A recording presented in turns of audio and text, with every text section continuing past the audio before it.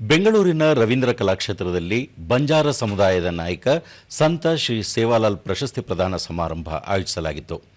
ಸಮುದಾಯದಲ್ಲಿ ಸಾಧನೆ ಮಾಡಿದ ಗಣ್ಯರನ್ನು ಸನ್ಮಾನಿಸಲಾಯಿತು.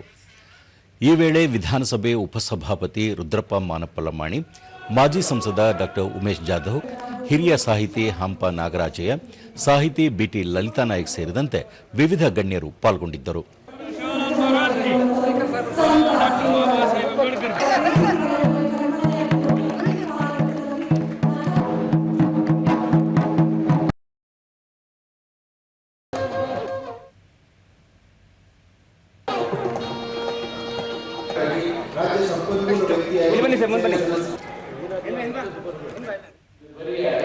ಬಳಿಕ ಹಂಪ ನಾಗರಾಜಯ್ಯ ಬಂಜಾರ ಸಮುದಾಯದ ಭಾಷೆ ಮತ್ತು ಸಂಸ್ಕೃತಿಯನ್ನು ಉಳಿಸಿಕೊಂಡು ಬೆಳೆಸಬೇಕು, ಬಂಜಾರ ಆಯೋಗ ಸ್ಥಾಪನೆ ಮಾಡಲು ತಮ್ಮ ನೇತೃತ್ವದಲ್ಲಿ ಸಮಿತಿ ರಚಿಸಿದಾಗ ದೇಶದ ಮೂಲೆ ಮೂಲೆಯ ಬಂಜಾರ ಸಮುದಾಯದ ತಜ್ಞರನ್ನು ಭೇಟಿಯಾಗಿ ಆಯೋಗ ರಚಿಸಲಾಗಿದೆ ಎಂದರು.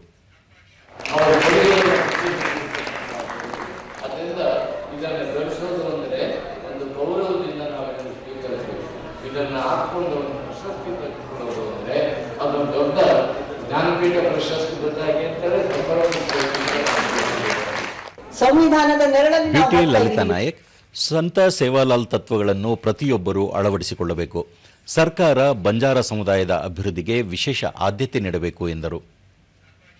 ನಮ್ಮ ಒಂದು ಅಸ್ಮಿತೆಯಾಗಿ ಇಲ್ಲಿ ಕಂಗೊಳಿಸ್ತಾ ಇದ್ದಾರೆ.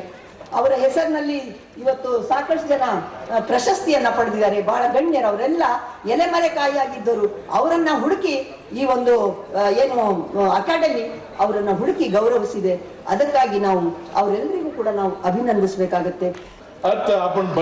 ಡಾಕ್ಟರ್ ಉಮೇಶ್ ಜಾಧವ್, ಸಂತ ಸೇವಾಲಾಲ್ ಅವರು ಬಂಜಾರ ಸಮುದಾಯದ ಸಂಸ್ಕೃತಿಯ ವ್ಯಕ್ತಿಯಾಗಿದ್ದು ಅವರ ಹೆಸರಿನಲ್ಲಿ ಪ್ರಶಸ್ತಿ ನೀಡುತ್ತಿರುವುದು ಸಂತಸದ ಸಂಗತಿ ಎಂದರು. आपण समाजेर आपण अस उत्सवेर आपण लोकून शेतींचा अभिमान